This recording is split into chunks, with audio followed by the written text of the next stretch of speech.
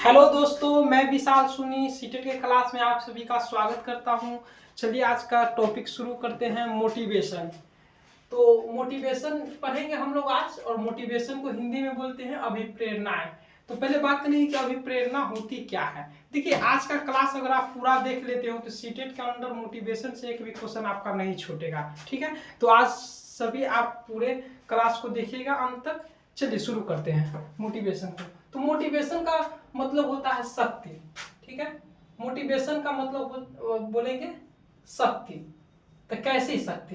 तो मोटिवेशन ऐसी आंतरिक शक्ति है जो हमें किसी कार्य को करने के लिए अभिप्रेरित करती है। अर्थात मोटिवेशन एक ऐसी आंतरिक शक्ति है जो व्यक्ति को किसी कार्य को करने के लिए अभिप्रेरित करती है। चलिए, तो लेकिन सीटेट में यहाँ से क्वेश्चन नहीं आएगा। तो सर कहाँ से आएगा? तो देखिए, सीटेट में क्वेश्चन आएगा इसके प्रकार से। इसके दो प्रकार होते हैं, एक हो जाएगा आंतरिक अभिप्रेरणा और एक हो जाता है बाह्य अभिप्रेरणा। एक हो जाएगा आंतरिक अभिप्रेरणा, आंतरिक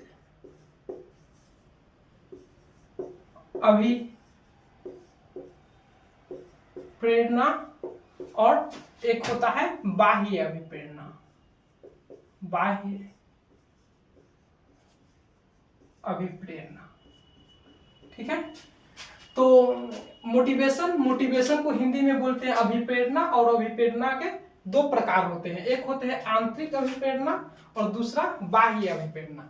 तो आंतरिक अभिप्रेरणा क्या होता है, यहीं से क्वेश्चन आता है, इसको समझेंगे, पढ़ते हैं। देखिए, एक बात ध्यान दीजिएगा कि व्यक्ति कोई कार्य करता है तो उसका दो ही कारण है। सीटेट में कौन कार्य करेगा? विद्यार्थी करेगा, क्योंकि ये टीचिंग, क्योंकि हम सभी जानते हैं कि सीटेट एक टीचिंग एग्जाम के लिए करते हैं हम लोग, टीचिंग से रिलेटेड एग्जाम की तैयारी के लिए करते हैं। तो यहाँ पर किसकी बात करेंगे? बच्चों की बात करेंगे। तो बच्चे कार्य क्यों करेंगे? तो बच्चे दो ही कारण से कार्य कर सकते हैं, एक तो प्रशंसा पाने के लिए, पुरस्कार पाने के लिए, या तो वो अपनी इच्छा से करेंगे, मन से करेंगे। तो आंतरिक अभिप्रेरणाएं देखिए कैसे करेंगे। आंतरिक अभिप्रेरणा किस किस कारण से होता है? तो रुचि मतलब आपको किसी काम को करने में इंटरेस्ट होता है, या रुचि हो गया। फिर आप करते हैं इच्छा से, अपनी इच्छा से, या आप करते हैं जिज्ञासा से, या आप स्व आनंद के लिए करते हैं, आनंद यानी कि खुशी के लिए करते हैं। देखिए, तो कोई कार्य क्यों करेगा? तो कार्य इसलिए करता है, या तो किसी की इच्छा होती है कार्य करने की, या आपको उस कार्य को करने में मन लग रहा होता है, या तो आप किसी पुरस्कार पाने के लिए मतलब कार्य को करते हैं ना। तो देखिए, कार्य करते हैं तो जिस कार्य को करने में आपको स्वयं आनंद आए, मतलब उसमें आपको रुचि हो, वो उस काम को करने में आप इंटरेस्टेड हो, या आप अपनी इच्छा से करते हैं, या आप जिज्ञासा का मतलब होता है जानने की इच्छा। जिज्ञासा का मतलब क्या हो जाएगा? जानने की इच्छा। जैसे कि मान लीजिए, जैसे कि जिज्ञासा के लिए करें, या फिर स्व आनंद यानी कि अपनी खुशी के लिए करें, तो वो सभी कौन से अभिप्रेरणा में आ जाएंगे? आंतरिक अभिप्रेरणा होता है। ठीक है, मतलब कि अगर आप किसी कार्य को अपनी इच्छा से कर रहे हैं, मतलब अपना मर्जी से कर रहे हैं, अर्थात आपको उस कार्य को करने में मन लग रहा हो, तो उसको बोलेंगे आंतरिक अभिप्रेरणा। क्या बोलेंगे? आंतरिक अभिप्रेरणा। और एक होता है बाह्य अभिप्रेरणा। तो बाह्य अभिप्रेरणा क्या होता है? तो बाह्य अभिप्रेरणा होता है जैसे कि आप कोई काम को करते हैं तो प्रशंसा पाने के लिए करते हैं, पुरस्कार पाने के लिए करते हैं, सजा से बचने के लिए करते हैं, दंड से बचने के लिए करते हैं। तो वैसे कार्य को क्या बोलेंगे? बाह्य अभिप्रेरणा। देखिए, जब आप किसी कार्य को सजा से बचने के लिए करेंगे, या दंड से बचने के लिए करेंगे, या कोई पुरस्कार पाने के लिए करेंगे, मतलब गिफ्ट पाने के लिए करेंगे, या फिर आप किसी कार्य को प्रशंसा के लिए करते हैं, प्रशंसा के लिए करते हैं कि लोग आपका तारीफ करें, है ना, प्रशंसा के लिए करते हैं, या फिर आप किसी कार्य को लालच की वजह से करते हैं, लालच की वजह से करते हैं। जैसे मान लीजिए आप सभी सीटेट का तैयारी कर रहे हैं, ठीक है, तो आप सभी मान लीजिए कोई व्यक्ति बच्चे हैं वो सीटेट की तैयारी कर रहे हैं कि हम सीटेट में 130 प्लस नंबर लाएंगे तो लोग हमारा प्रशंसा करेगा, पेपर में नाम होगा और मतलब हमें तरह तरह के गिफ्ट मिलेंगे। तो आपको किस अभिप्रेरणा में आ जाएगा? बाह्य अभिप्रेरणा में आ जाएगा। लेकिन मान लीजिए कि आप किसी कार्य को करते हैं लेकिन उसमें आपको कोई इससे कोई लगाव नहीं है, आप किस लिए कर रहे हैं, आपको उसमें इच्छा है, आप इंटरेस्टेड हो उस काम के लिए, मतलब आपको मन लग रहा है उस काम को करने में, तो ये सभी अभिप्रेरणाएं क्या हो जाएंगे? आंतरिक अभिप्रेरणा। आपको इन चारों में से कोई भी ये 4 शब्द कहीं भी दिखेगा, अगर आपको ये 4 शब्द कहीं भी दिखेगा तो आप सीधे आंतरिक अभिप्रेरणा में टिक करोगे, यहीं से 1 नंबर पक्का हो जाएगा।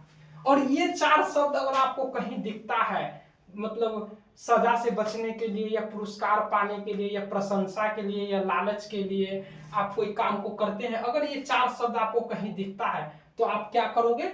उसमें बाह्य अभिप्रेरणा लगाओगे, ठीक है। लेकिन अब इतना तो आपको समझ में आ गया होगा कि अभिप्रेरणाएं 2 प्रकार की। तो देखिए अभी हम फिर से रिपीट कर रहे हैं एक बार, अभिप्रेरणा कितने प्रकार के होंगे? 2 प्रकार के होंगे। एक होगा आंतरिक अभिप्रेरणा और दूसरा होगा बाह्य अभिप्रेरणा, ठीक है।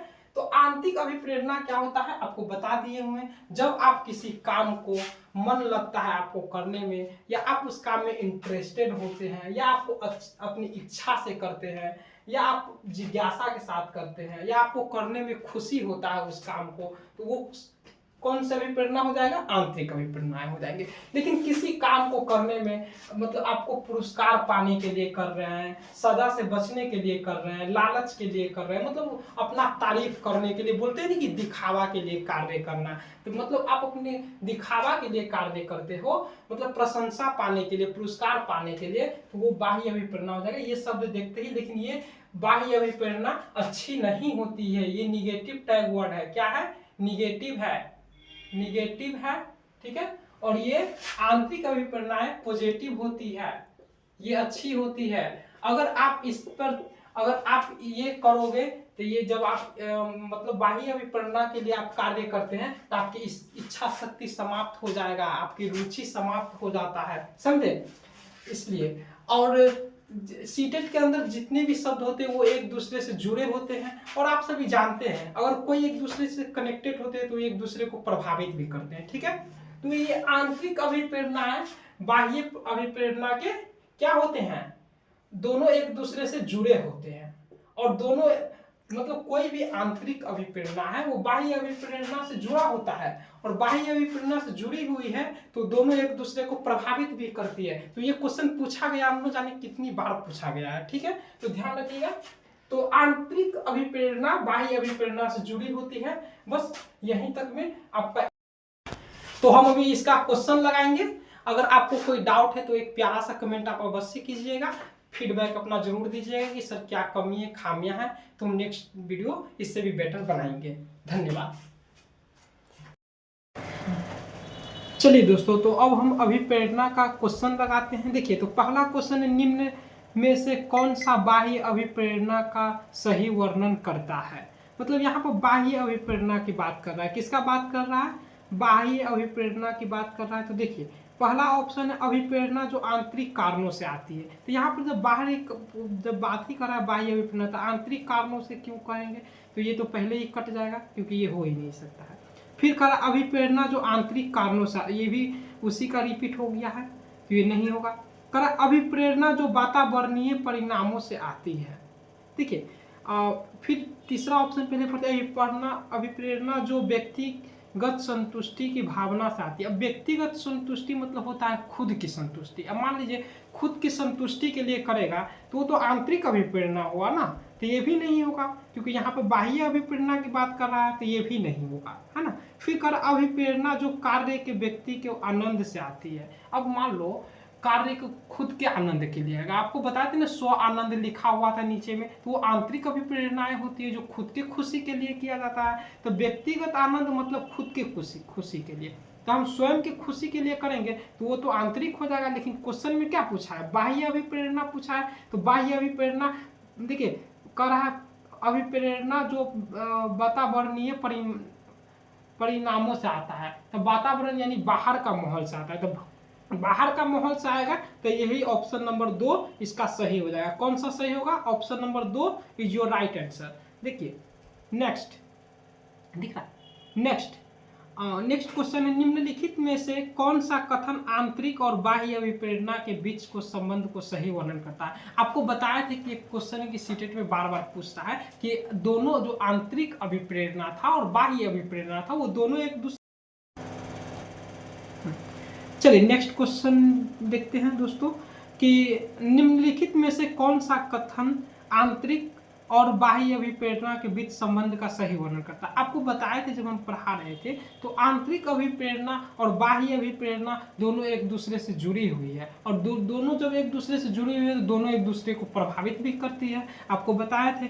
देखिए इस क्वेश्चन को करते हैं, करा कि कौन सा कथन जो है इसमें आंतरिक और बाह्य अभिप्रेरणा के बीच संबंध का सही वर्णन करता है? तो देखिए पहला ऑप्शन है, आंतरिक और बाह्य अभिप्रेरणाएं दोनों एक व्यक्ति के व्यवहार को प्रभावित कर सकती है, लेकिन एक दूसरे से स्वतंत्र रूप से कार्य करती है। यहाँ पर स्वतंत्र, ये तो सही बात लिख रहा है यहाँ तक, लेकिन ये स्वतंत्र रूप से क्यों कार्य करेगा?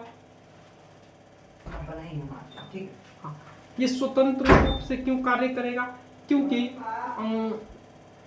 स्वतंत्र रूप से कार्य करने का मतलब कि एक दूसरे को प्रभावित कर रही है, मतलब एक दूसरे से बंधी हुई है, तो स्वतंत्रता का तो बात ही नहीं है यहाँ पर, तो ये ऑप्शन गलत हो जाएगा, है ना, पहले ही गलत हो जाएगा, क्योंकि स्वतंत्र रूप नहीं है, एक दूसरे को प्रभावित करती है और एक दूसरे से जुड़ी हुई है। दूसरा ऑप्शन कह रहा है, आंतरिक और बाह्य अभिप्रेरणाएं एक दूसरे के साथ जटिल तरीके से क्रिया कर अंतः क्रिया कर सकती है, जिसमें एक प्रकार की अभिप्रेरणाएं दूसरे प्रभावित करती है, एक प्रेरणाएं दूसरे अभिप्रेरणाएं को प्रभावित करती है, तो ये कहीं ना कहीं सही लग रहा है, लेकिन अगला ऑप्शन पहले देखते हैं। आंतरिक अभिप्रेरणाएं और बाह्य अभिप्रेरणाएं परस्पर अनन्य है, व्यक्ति को एक ही समय में दोनों को अभिप्रेरित किया जा सकता है। ठीक है, यहाँ देखते हैं फिर क्या करा, आंतरिक अभिप्रेरणा और बाह्य अभिप्रेरणा को प्रभावित कर सकती है, यहाँ तक तो सही है, लेकिन बाह्य अभिप्रेरणा किसी भी क्या है इस क्वेश्चन को। चलिए तो नेक्स्ट क्वेश्चन देखते हैं दोस्तों, निम्नलिखित में से कौन सा कथन आंतरिक और बाह्य अभिप्रेरणा के बीच संबंध का सही वर्णन करता है?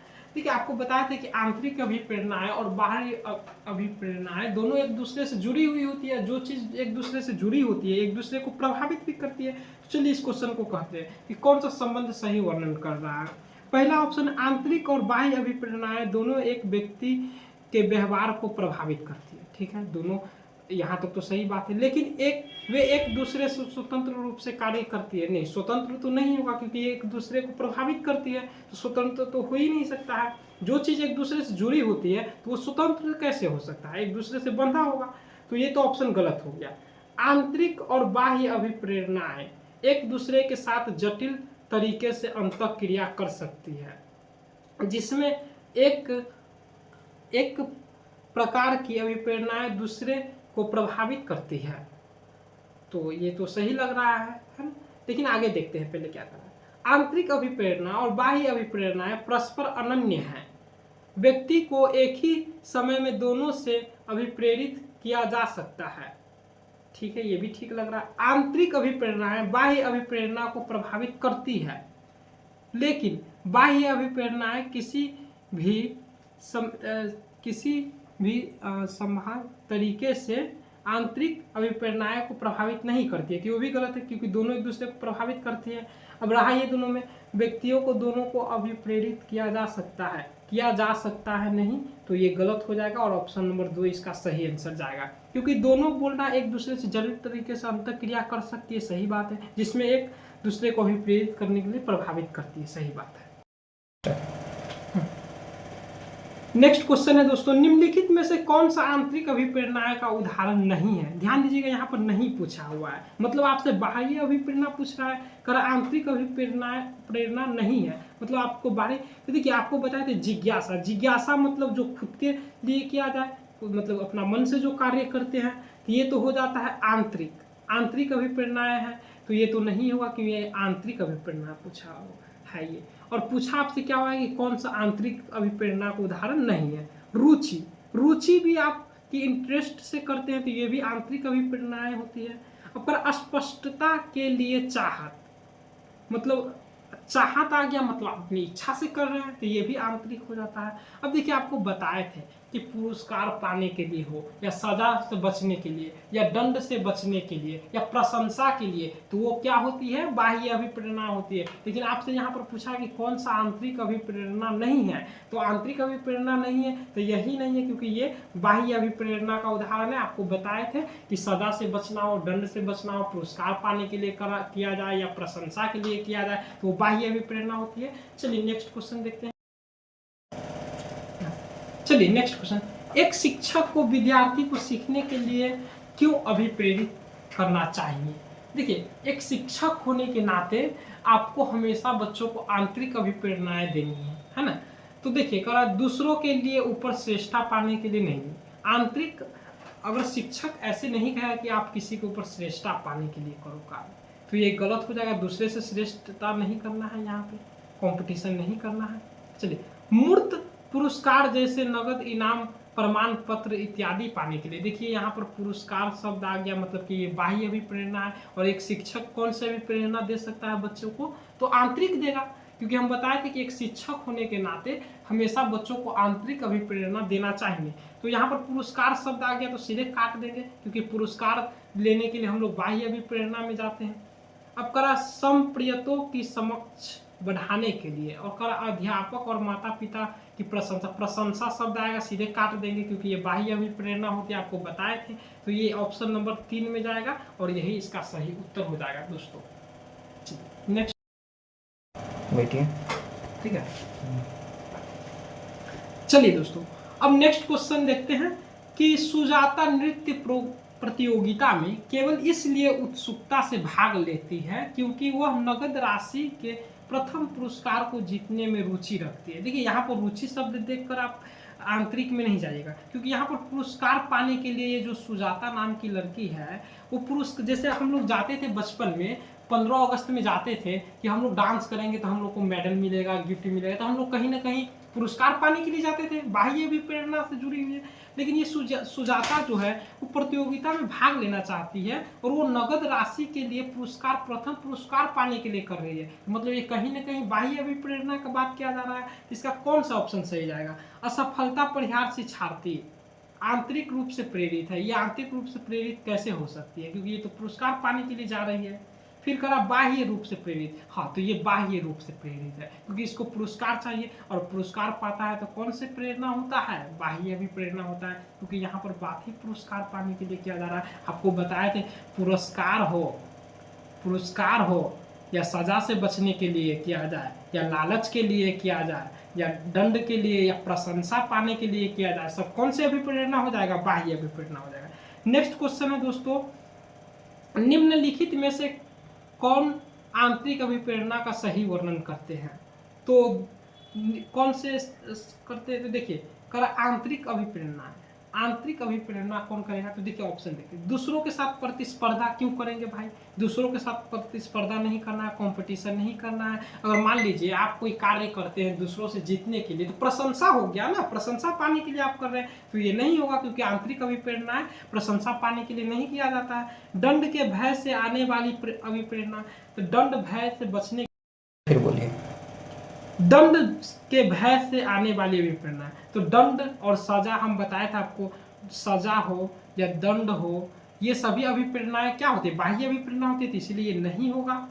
बाह्य पुरस्कारों से आने वाली, बाह्य पुरस्कार बात ही करा, बाहरी पुरस्कारों से पुरस्कार का बात हो गया तो ये भी गलत होगा, क्योंकि क्वेश्चन में क्या पूछा हुआ है, आंतरिक अभिप्रेरणा। तो आंतरिक अभिप्रेरणा करा कार्य के व्यक्तिगत आनंद से आने वाले, व्यक्तिगत आनंद होता है मतलब खुद के खुशी के लिए, आनंद मतलब होता है खुशी, और व्यक्तिगत मतलब होता है खुद के आनंद के लिए। तो खुद के खुशी के लिए करेंगे, मतलब अपनी प्रसन्नता के लिए करेंगे, स्वयं की आनंद के लिए, खुशी के लिए, तो वो आंतरिक अभिप्रेरणाएं होती है और यही ऑप्शन इसका सही हो जाएगा। चलिए नेक्स्ट हो गया, अब बोल दीजिए कि इतना ही। ठीक है दोस्तों, तो यही तक क्वेश्चन था। आप ये क्वेश्चन करने के बाद आपका एक भी क्वेश्चन नहीं छूटेगा, कोई त्रुटि रह गया हो या कोई फीडबैक देना हो तो आप जरूर कमेंट करके बताएंगे, ताकि मैं अपना आगे से इससे बेटर वीडियो आप लोग के लिए बना कर लाऊं। थैंक यू, चलिए धन्यवाद।